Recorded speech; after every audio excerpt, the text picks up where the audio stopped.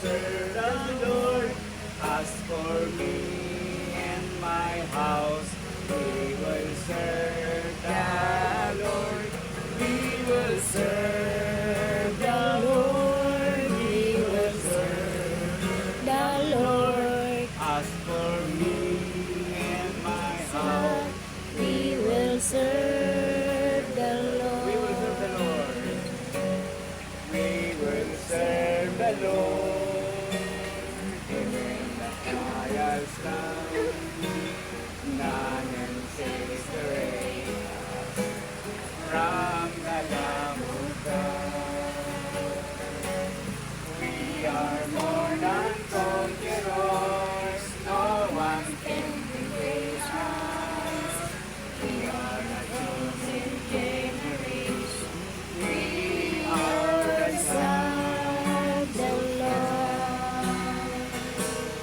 We will serve the Lord. We will serve the Lord. As for me and my house, we will serve the Lord. We will serve the Lord. We will serve the Lord. As for me and my house, we will serve the Lord. As for me and my house, Lord, we will serve the Lord. so okay, Sister Lina, ngayon po para sa Word of God. God, tunay nga po Panginoon, napakabuti mo ng Diyos. You are so good, God.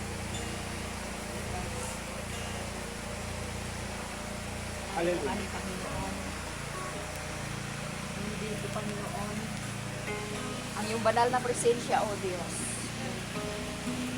Ito'y gawain para sa iyo, Panginoon, na kung saan ang mga lingkod ko, itong mga anak mo na nagpakya, Lord God, sila, Panginoon, sa araw na ito ay Yes. papatawis.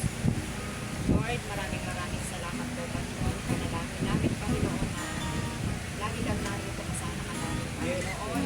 Samahan mo kami, Lord God, sa lahat ng gagawin namin para sa iyo. Dahil, Lord God, nakikita po ang bawat isa sa amin, Panginoon.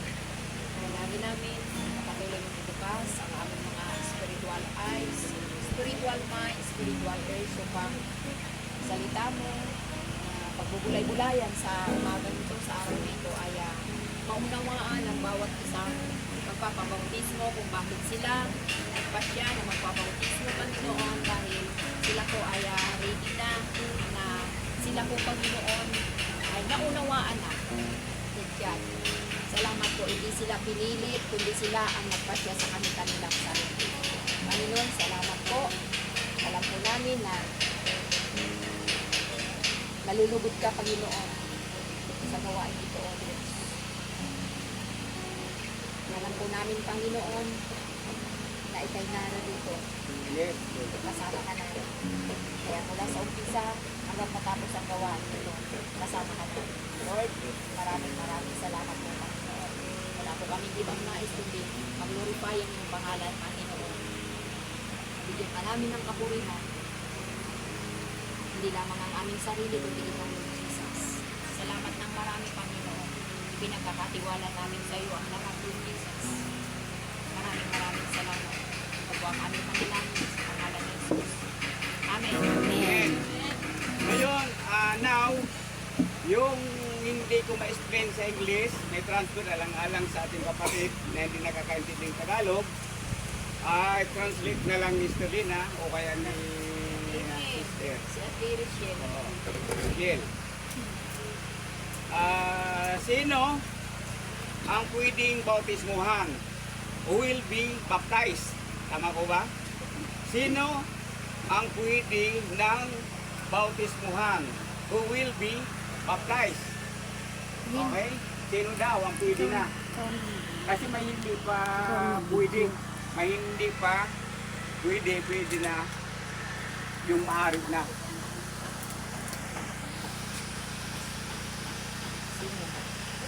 Ay, yung translation ko.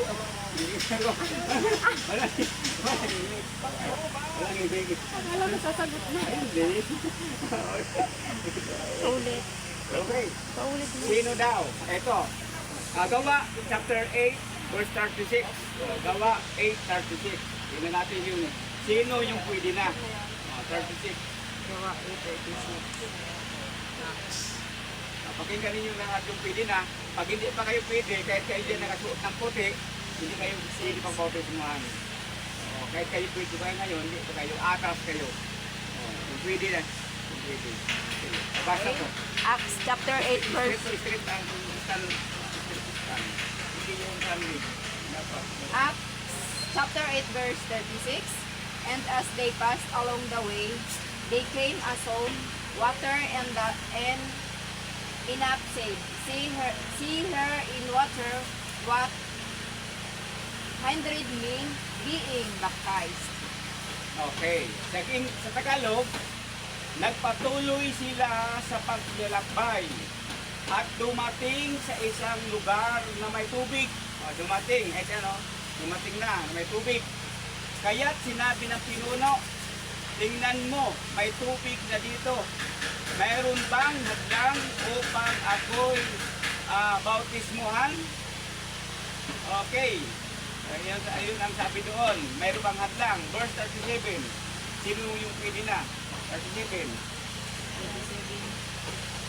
So, here it said, if you believe with all your heart, it is lawful. And he answered and said, I believe that Jesus Christ is the Son of God. Okay. Sa Tagalog, sinabi sa kanya ni Filipe, maari na nabautismuhan ang isang tao kung sumasampalataya ng buong puso. Sumagot ang pinuno, sumasampalataya ako na si Jesucristo ang anak ng Diyos. Okay. Yung sinasabi ko rito na tinanong ang taong magpabautismo.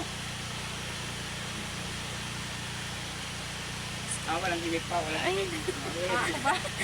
Ang tanong, Nakakaya, ang tanong daw, tinanong yung tao kung bautismo, English din, English. Okay. Oo. Tinanong kung sino na yung pwede magpabautismo. Tinanong, sabi dito. Oo.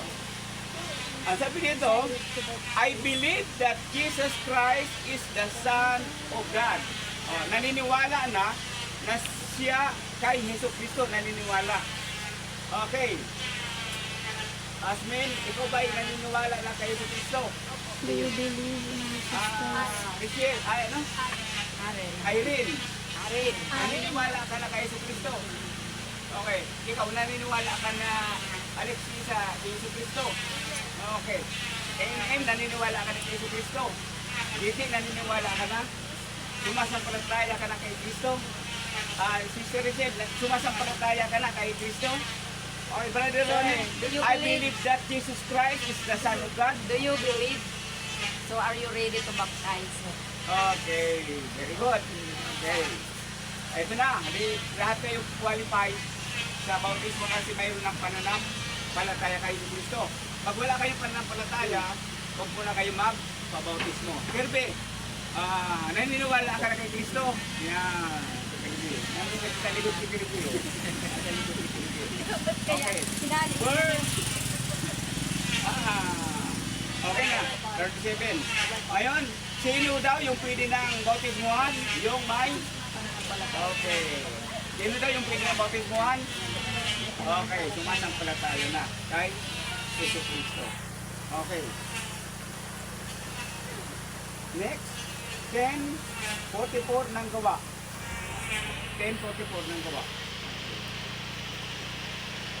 10:44. Yun ang una po yung unang step na pili ang bautismuhan. Pangalawa, ano yung pwede ng bautismuhan? 10:44. Pag-ibasa dyan, Sister Lynn. Acts 10:44, while Peter was still speaking this word, the Holy Spirit fell on of those hearing the word. 44 po yan. Okay? Sa Tagalog, nagsasalita pa si Pedro nang bumaba ang Espiritu Santo sa lahat ng mga nakikinig. Okay. kailangan ang isang tao ay tumanggap ng banal na espiritu. Oo, yung nakuha, no, translation. Sabi mo? Oo. Hindi ko narinig. Kailangan ang isang tao, pangalawa, pananampalataya, pangalawa, kailangan ang tatanggap ng banal bautismo, kailangan tumanggap ng banal na espiritu. Okay. Okay, hindi kinabula ko. Okay, very good. Okay, very good. Tatanggap ng Holy Holy Spirit. Spirit. Bawat isa sa inyo, tatanggap ng banal na espiritu. Kayo pong siyam, kailangan ma-receive ninyo yung Holy Spirit. Matanggap niyo yung Holy Spirit. Maniwala po kayo na mayroon banal na espiritu. 45. 45.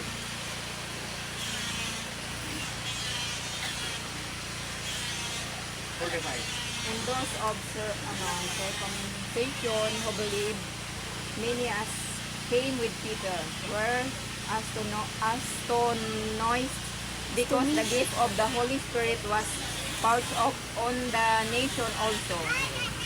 Okay. Na mga mananampalatayang Hudyo na kasama ni Pedro sa pag-ibinigay din sa mga hintil ang kaloob ng Espiritu Santo. Kahit anong bansang tao, anong klaseng tao. Walang pinipili ang Diyos.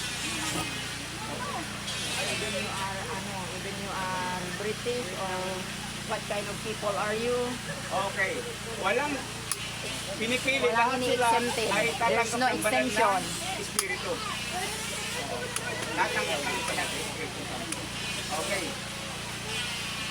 Okay, 46. 46. For they heard them speak with tongues and magnify God. Then Peter answered. Okay, Tagalog. Narinig nila ang mga ito na nagsasalita sa iba't ibang wika at nagpupuri sa Diyos at sinabi ni Pedro. Ibig sabihin, ang tumanggap ng banal na Espiritu, yung halimbawa, na-receive mo yung Holy Spirit, na-receive mo, nagpupuri ka ng Lord, nag-worship ka ng Lord. Ang sasabi, Hallelujah, praise the Lord, Hallelujah, praise the Lord, Hallelujah, praise the Lord. Yun. Marunong na lang po rin. Sabi mo, Hallelujah, praise the Lord.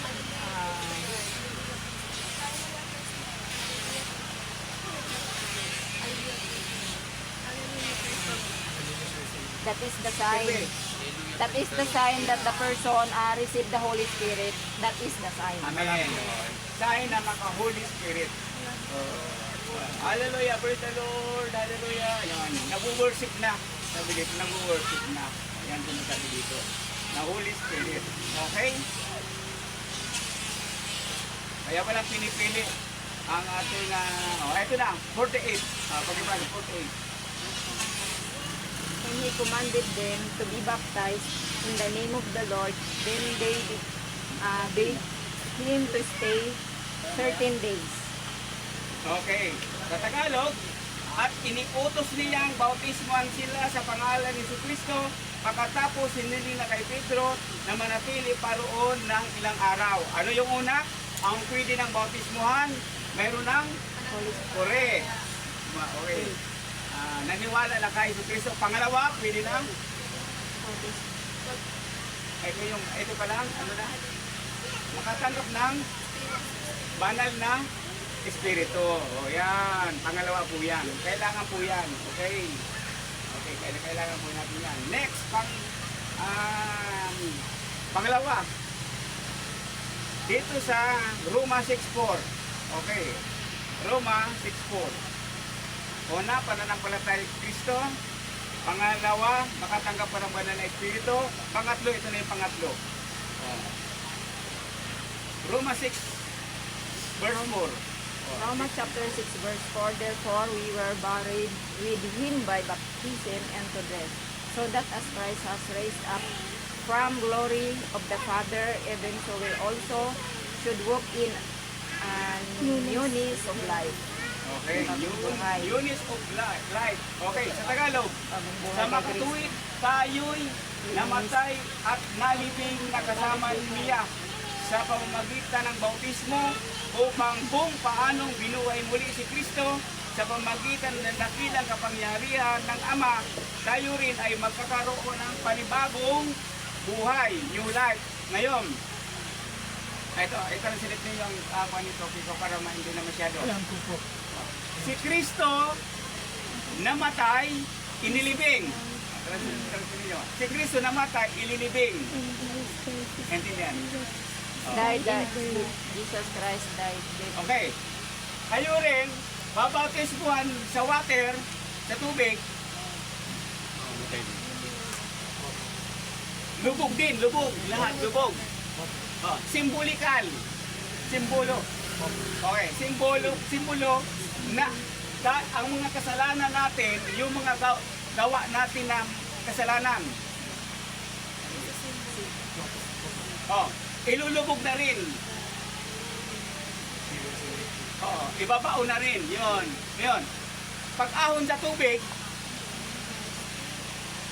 pag-ahon ninyo sa tubig, bagong Buhay na kay Kristo. new life na. Yun. Bagong buhay na. Wala na yung dating pagkatao. Wala na yung dating pagkatao. Old nature, wala na. Nasa new nature na. Oh, wala na yung dating pagkatao. Okay. Tama, nandiyan na natin na yung mga kasalanan, lulubog na. Handa mo na yung bawat isa. Yan ang tanda na tulad ni Yesu Cristo. Yung pangatlo yan, no? Pangatlo. Panglubog sa tubig, tanda na bagong buhay na kayo. Bagong buhay. Next, pang-apat.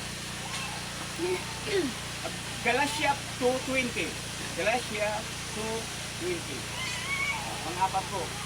Galatia 2:20. Basta sa English.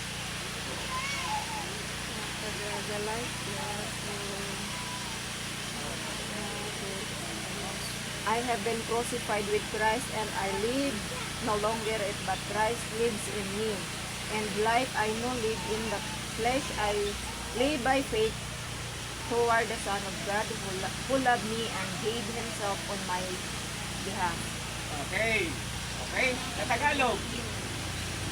Kaya hindi na ako ang nabubuhay ngayon, kundi si Kristo na ang nabubuhay sa akin. At ang buhay ko ngayon sa katawan ay ikinabubuhay ko sa pamagitan ng pananampalataya sa Anak ng Diyos na nagmahal sa akin at naghandog ng kanyang sarili para sa akin. O, translate. Ang buhay ko ngayon ay hindi ko na sarili. O, ang buhay ninyo ngayon ay hindi na ito atin. Ay hindi na atin, ha? Hindi na. Ang may-ari na ng buhay natin. Okay. Ang may-ari ng buhay natin Si Christ. si Yesu Cristo. Ang may-ari ng ating buhay si Yesu Cristo. Inialay na ang ating buhay kay Kristo. But Yun, Christ inialay lives na. in me. Handa Lives mo in bang you. Lives in ialay ang buhay us. mo kay Kristo? Erin, handa mong ialay ang buhay mo kay Kristo. Handa mong ialay ang buhay mo kay Kristo. Handa mo ialay. Handa mong ialay kay Kristo. Handa mong ialay. Handa mo bang ialay ang buhay mo kay Kristo? Okay, handa mo bang ialay? Ito ang sinito. Yan, very good. Okay, inialay na. Kaya hindi na ito atin. Hindi na ito. Tanda po natin na, hindi na, Kirby, handa mo ialay ang buhay mo. Hindi na ito sa inyo, ha? Hindi na dapat masunod ito. Hindi na dapat masunod. Si Kristo na kasi ibinigay na natin ang ating buhay. You live by faith toward the Son of God. Ibinigay na. Kahit patayin ka ng tao alang-alang kay Kristo, handa ba kayong mamatay dahil kay Kristo? Handa ba kayong mamatay? Kirby, handa ka bang mamatay dahil kay Kristo? Handa ka bang mamatay kay Kristo? Okay, very good. Yan ang pag-alay. Okay, yan ang pangatlo ay pang-apat, pag-alay ng buhay kay Kristo. Okay, kaya mamaya, babautismohan kayo, paano kayo mag-aalay ng buhay ng bautismo? Tutumba kayo ganyan, no? Huwag kayong matatakot, ha? Kasi ang alay, hindi na inyo ang sarili. Huwag kayong tumingin sa likod, baka may bato. alay na eh, bahala ka na kung ano mangyari sa akin, ibibigay ko na. Di ba? Huwag kayong lalaban sa sacrifice, ibibigay ko ng buhay ko. Ganun yun ha. Okay. Last na ito, last na. Pang-apat, last na. Ito na. Chapter 28:19 ng Mateo. Kasi pupunta tayo nun sa tubig na.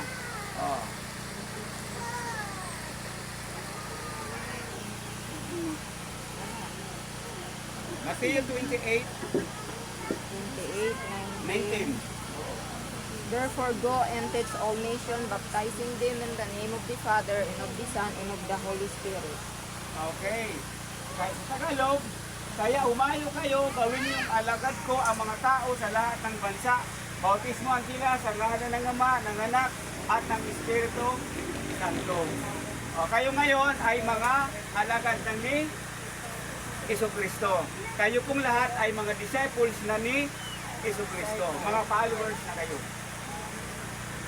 Okay. Mga tagasunod na kayo ni Jesucristo. Okay. Ngayon, ito na. Promise, pangangako na.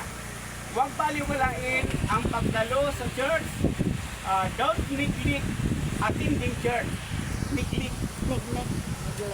Oo. Ano yung di pagbaliwalain?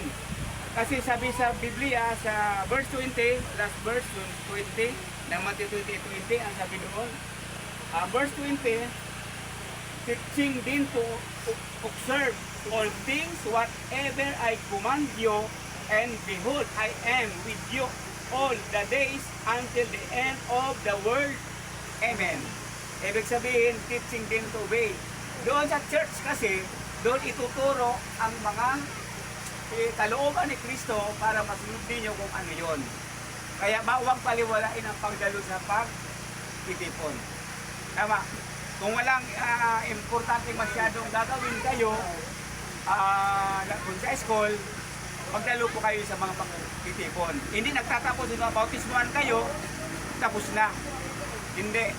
Kundi, yan ang simula, tuloy-tuloy, hanggang dumating si Kristo, naabutan tayo na sumusunod sa kanyang magkabautismuhan kayo. Hindi na kayo mag-church. Hindi. Kailangan tuloy-tuloy. Okay. Salamat sa Lord. Naintindihan po natin na ang bautismo, pag-alay ng buhay, hindi na inyo ang inyong buhay. Okay, tayo po tayong lahat tayo. Isan po. Bro, artist, gitara. Magpipray ako sa inyo, kanta tayo. Ang kakantay natin ay si Kristo lamang. Okay? Tagalog to, pero ang Holy Spirit ang siyang magtuturo. Pagkikitin nyo ang inyong mga tapikit. Close your eyes. Close your eyes. Close your eyes. Si Kristo lamang.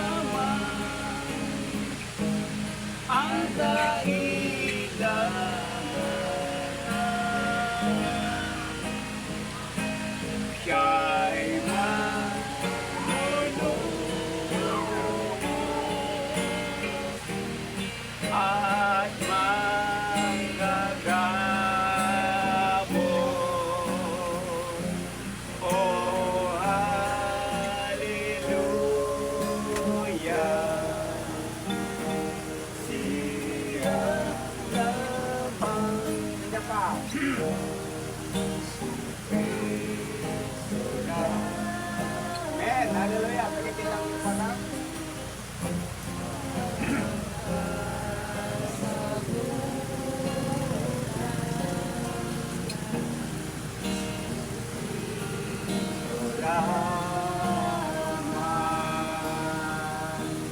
Ang kailangan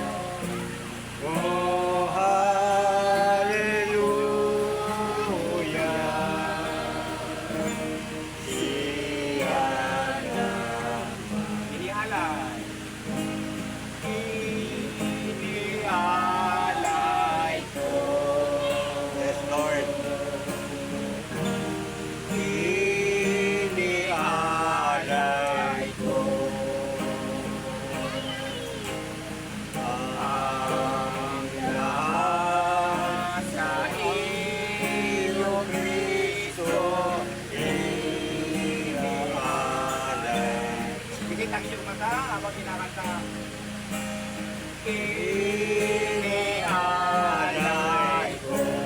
Yes, Lord. Alay Yes, niyo Lord, yung buhay hallelujah, ng God, Kristo. Jesus' name.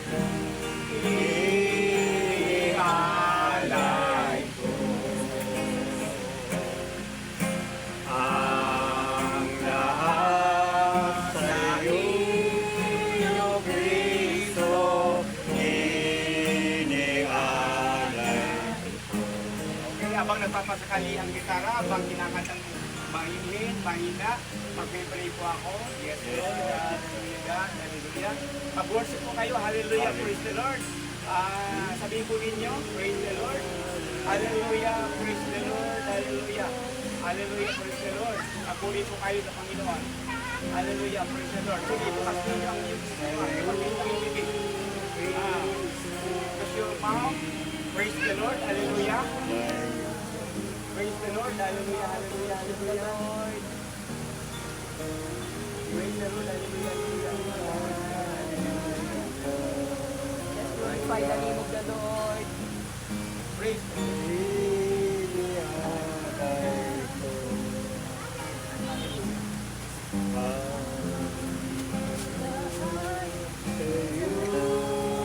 Si Kristo inialay. Sister Lynn, dapat ka ni Brother Rolly, translate mo nung sasabihin ko.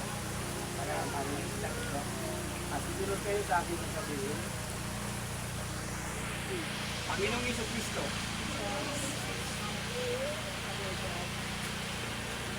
ako po, sumasampalataya. Respect po, Sister Lynn, yung walk. Panginoong Isos, ako po ay sumasampalataya sa iyo. Panginoong Isos, inialay ko ang aking buhay. Ibinibigay ko ang aking katawan, ang aking isip, ang aking puso, ang buong pagkatao ko ay ibinibigay ko sa iyo. Hindi ko na ito sarili. Ikaw na ang may-ari ng aking buhay. Panginoong Isos, patawarin mo ako sa aking mga kasalanan na nagawa mula noon hanggang ngayon. Ito po ay tatalikuran ko na.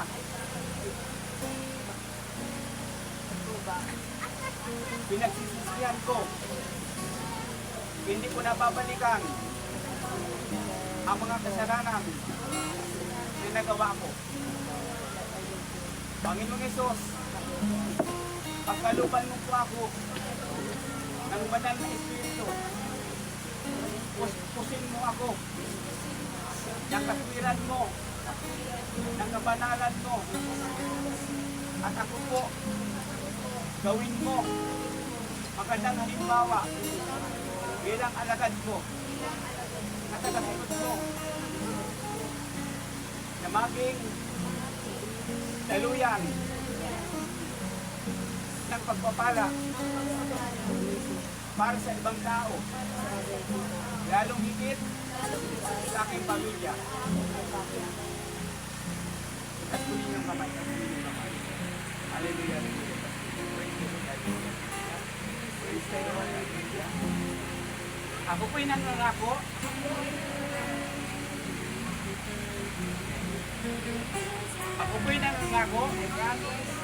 na susunod sa iyo sa kalooban mo habang ako nabubuhay.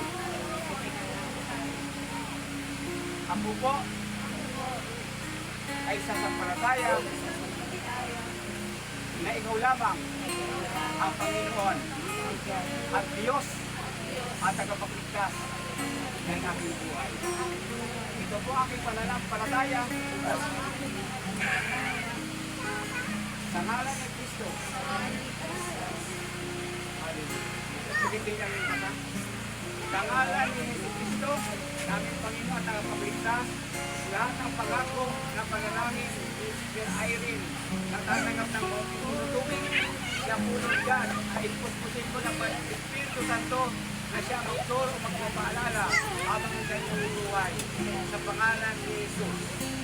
Pinapanalangin ko rin po, hallelujah, God Jesus, si praise the Lord, Jasmine. Napapaluban mo na ba ng Espiritu Santo na siya magturo, magpaalala sa kanya habang nabubuhay. Puspusin mo siya ng banal na Espiritu. Praise the Lord, hallelujah. Kapit ko lang.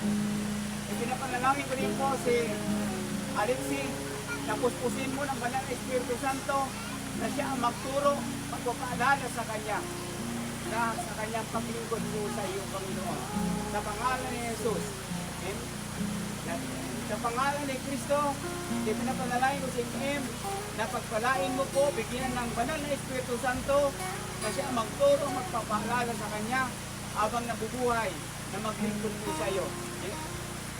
Pinapanalangin ko sa pangalan ni Jesucristo na puspusin mo ng banal na Espiritu si Gigi na siya magturo, magpapaalala sa kanya habang siya nabubuhay sa ngalan ni Jesucristo. Sa pangalan ni Jesucristo, puspusin mo ng banal na Espiritu Santo si Gab na siya magturo, magpapaalala sa kanya habang nabubuhay sa pangalan ni Jesus.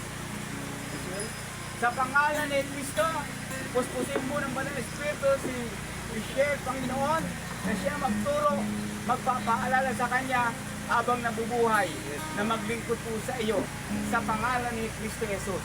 Pagpalain mo po si Brother Ronnie, Panginoon, puspusin mo ng banal na Espiritu Santo at ipagpatawad ko po lahat ng mga pagkakasala ng lahat ng lingkod mo nito, Panginoon, na siya magturo, ang magpapaalala sa kanya ang banal na Espiritu Santo. Kirby?